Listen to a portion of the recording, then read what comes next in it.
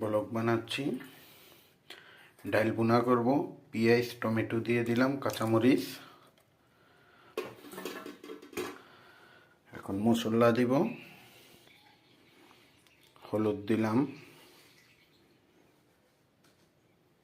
স্বাদ মতন লবণ দিলাম,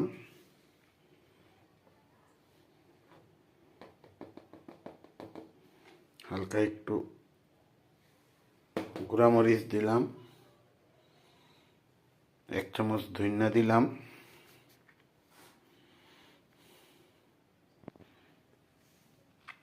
জিরা দিলাম,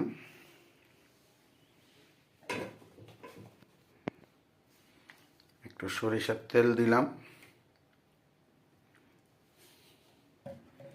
এখন এটাকে চুলায় বসাবো। ডাল ভুনার সব উপাদান দিয়ে দিলাম। এখন এটা ঢেকে দিব।